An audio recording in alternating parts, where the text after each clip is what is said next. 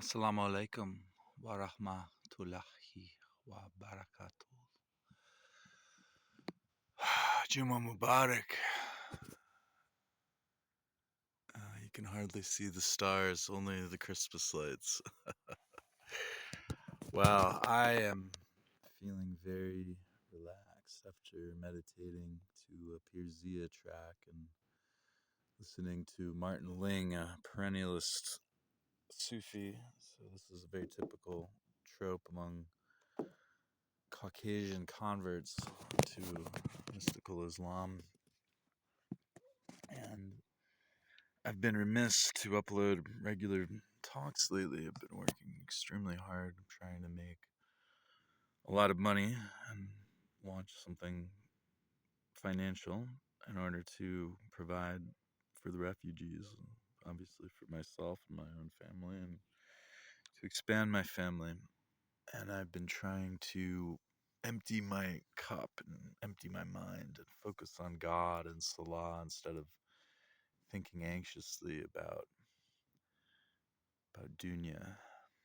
And I've been trying to avoid shirk or riyas, even though I'm thinking about these people that I want to help. I try to focus on the servitude and make that a service to God by proxy. And this is perhaps an intractable problem as long as we are not renunciant and disengaging entirely. And I've been listening to a podcast called The Theory of Everything podcast. It's been quite good. And I've been debating or discussing with a fairly intellectual and polite Catholic fella. So Metazolism is an interesting dialogue partner to Catholicism because it's rather close in ontology to Thomism, with one key difference. And in these theories of everything, there have been quite a lot of convergences between physics and theories of consciousness and things that verge on theology. There's Chris Langdon's cognitive theoretic model of the universe. There's Donald Hoffman's recursive observer, going back to one macro global observer theory of consciousness. And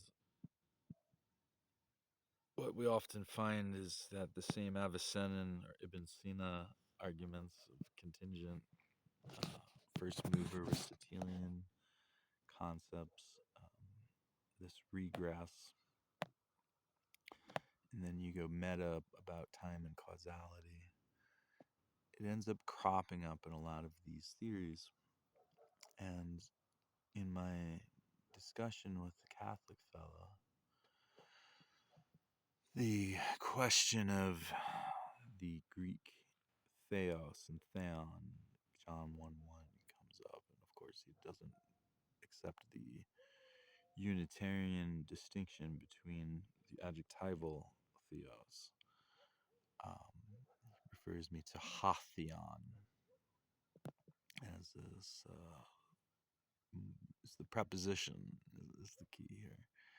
And often we find ourselves in prepositional framings to avoid shirk. Or maybe you want to go the other way. Maybe it's kufr not to do the shirk if you're in a Trinitarian model or some other sort of Islam where there's essential doors to God that, if not appropriately venerated, constitute a rejection. This is the other debates that we've covered. And in an essay about the Thomist concept of a divine simplicity trinity, it was asserted that there cannot be subordinationism because the divine persons are themselves infinite and their relationality is therefore outside the bounds of conventional relationality, and yet their relationality is essential. So that there must be a secondary object of divine love and the divine love in between the two, the lover and the beloved, into pre-eternity. Otherwise, God would be subject to contingent temporal change, which is Ibn Tamiya's view, and he was not a terribly loving guy. Or God would not be able to love because love is fundamentally relational. So I call this into question. And we are probably familiar with the Sufic alternative, which is the Hadith Qudsi, that I was a hidden treasure yearning to be known, and so I created Il-Nas, or I created the world so that I could be known. And this is the test, and this is what we are being prepared for if we lean into the test and engage with its challenges and continue to develop in our shukr and taqwa and ishq. And there's the saying among the Sufis that he is as he was, he being, of course, Allah subhanahu wa ta'ala, and nothing was with him. So this is the alternative. And it's sort of an intermediate position between the radical negationism of the most commonly known concept of Buddhism and the associationism of Trinitarian Christianity. Although they're not as associative as perhaps like a pantheist, perennialist, or something like that, because there's still an exclusivity to who is in this associative relationality. It's one historical person. It's one Holy Spirit, which is of perhaps an uncreated provenance, as it is understood in the Orthodox concept. In later theologies like Reform Calvinism, it's created grace instead. But this is a mix and match between Hanbali beliefs and Mutazili beliefs in Calvinism. And I couldn't help but observe in this argumentation about the relationality that it reminded me of the continuum hypothesis, which is about the delineation between Aleph 0 and Aleph 1, these infinite sets. Aleph 0 being of the natural integers, 1, 2, 3, 4, etc., onto positive infinity or to negative infinity. And Aleph 1 is the set of all real numbers, which includes 0.11111123476, and so many numbers even between 0 and 1, and that's the continuum. And it occurred to me that I might be able to make an interesting paper exploring the relationship between these dueling theologies and this concept of a shirk ontology or an a-shirk Unitarian ontology, and relate that with Gödel's second major work after his incompleteness theorem, which is a sufficient stepping point to not be dogmatic about any axiomatic theological system. But his second work was on the axiom of choice as relates to the continuum hypothesis. And it occurred to me as I was then proceeding to listen to the Theory of Everything podcast that there's a whole field which is very well disposed to the Mutazili tradition's continued development in the 21st century of including a theory of everything into theology and integrating mathematics and physics because they are all one. And my Catholic interlocutor suggested that no, metaphysics is its own thing and you can't do that. And also Gödel was sort of a Platonist, and he did a modal logic theory, which I brought up. And I said, well, Gödel is not J.D. Salinger. It doesn't matter what his biographical intentions are. The math is the math.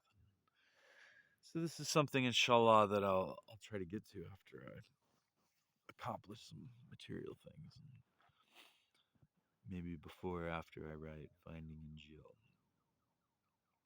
And this term ToE, theory of everything, and even the term theory, and theos, they have a common etymological basis. And I don't want to Jordan Peterson you too hard, but what is a theory? What do we mean by theory? And basically, we're trying to make an assertion about truth, and we don't know, and we're trying to suggest a set of contingencies that interrelate that we might be able to falsify or verify. We don't have to overthink this too much. And so there's this yearning to be known that manifests in theories of everything.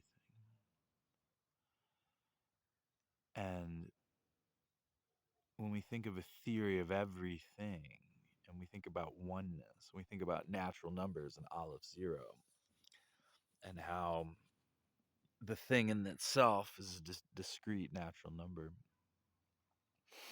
And there are infinitely many of them. But then we go to Aleph 1, and we find that it's quite a bit messier than that. And then there's more Aleph numbers. There's even bigger. So there's the set of all complex numbers, and so on. And goes on to Omega, which is the set of all Aleph numbers. And then you can start stacking those into obscene notations, and it never ends. So this intuitively strikes me as subordinationist. And that this extrapolation of Thomism is sort of like how Marxists jump to conclusions about the labor theory of value, or Hegelians extrapolate Hegelian concepts, or 19th century physicists over extrapolated their abstractions of particles and so on. And of course, Muslims can do the same thing. And when you think about all of these debates in Islam, it's almost like a CIA psyop, but we're doing it to ourselves. And if we could put forth this more robust intellectual exploration involving formal logics and relating these disparate fields into a collective tawhidi conceptuality, it would be quite profound indeed. But if nothing was with God, so as a counterpoint to in the beginning was the Word, and the Word was God, or the Word was divine, the Rasala was divine. So maybe this is the al Kitab, if you really want to reinterpret it in an Islamic way, dress it down and dress it back up. And the counterpoint is no, in the beginning, so called, because time is an abstraction. I can't really backward project it. So this is a little bit of a solipsistic exercise in human vanity, looking in the mirror and saying, the mirror where the glass is, that's the beginning of time. No, it's just your perception is wrapping on itself. But okay. He was in the beginning with nothing. But what if nothing is capital N nothing? So this is another thing that I indulged in when I was 18, and that different logicians who came on the Theory of Everything podcast would bring up. But if you start thinking about nothing as an affirmative object, it begins to invert your whole semantic philosophical framework. And this is better than saying there's God and no God, and God is beyond being and non-being. Indeed, God is beyond all of these categories. But that can sound a little bit like dressed up atheism. But if you say, well, no, there's God, why is there something rather than nothing? Hidden treasure yearning to be known. But what was with God in the beginning? Was it a word? Was it a primal logos? Even a created logos in the Ishmaeli Arianism variations. Jehovah's Witnesses have a slightly more dolled up version of it. Or was it nothing? Well, it was nothing. Yeah, Yatahid. No, but it was capital N nothing. Ah, it was nothing. It was no, it was nothing. It was like capital N. It was like that's a discrete entity, and we're non-entity. But either way, and in this reflexivity, nothing begins to gain a sticky sort of divine rapscallionness, like a resurrected Osiris, and it almost becomes like a shadow logos instead. And so this relationality is another trap of the mind, the same way that contemplations of eternity are. And of course, as Mutazili, I believe that God is certainly capable of having an attribute of lovingness, even if its relationality is only towards created things and irrespective of temporal dynamics. Because I'm already willing to believe that God is capable of being immanent and transcendent, of being agentic and being trans happenstantial and so on. This is something I share in common with Salafis or Atharis, is that, God can just do things. Whereas the Asheris fall into the trap of trying to organize God. It's like that Bjork line. I wanted to organize human freedom. How Scandinavian of me. And for the Asheris, it was I wanted to organize divine operation. How Persian of me. And they ended up recreating the Zadas of Zoroastrianism. 7 organs of metaphysical operands. And you can't escape the and when you're telling a story. So God and time, God and creation, God and nothing, God and logos. And so we fall into this reflexivity. And a lot of these theories of everything, these modern theophanies, they end up on reflexivity. Douglas Hofstadter's strange loops, quantum fluctuations.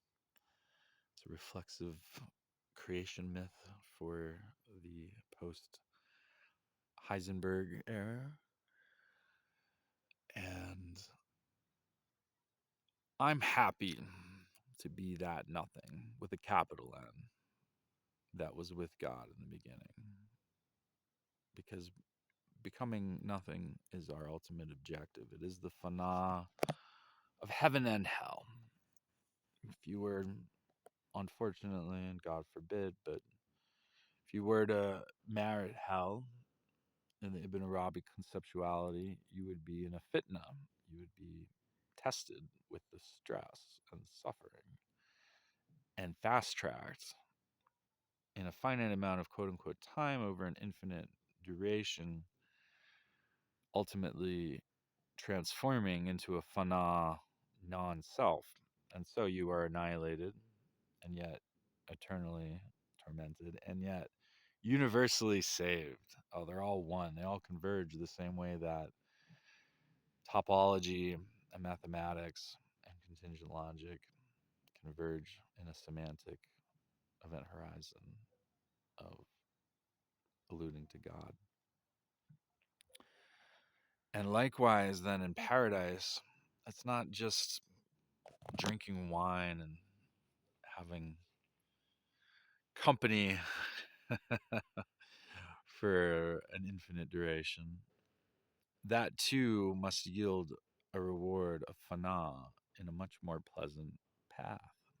It's more more akin to somebody who deserves it, who suffered in this life to help others and to remain pious. But either way, we all become the nothing that was with God in the beginning. And here's where we converge on the ideas of Paul, who was probably not a Trinitarian, but sort of a Hellenic, mystic, Judaic messianist, and who saw Christ as a model and a door, but ultimately a prototype for which all who follow him would ultimately attain in the eschaton a similar glorification. And maybe this glorification is like C.S. Lewis, who suggested at the end of his book, The Mere Christianity, that you would not be annihilated out of yourself, but you would be yourself, but more yourself than you ever thought possible. So this is an idea which seems to be in contrast with Fanon. And perhaps it is. Like Aleph 0 and Aleph 1. Maybe these are the ranks of the heavens that are so far apart, and yet it's still pretty good.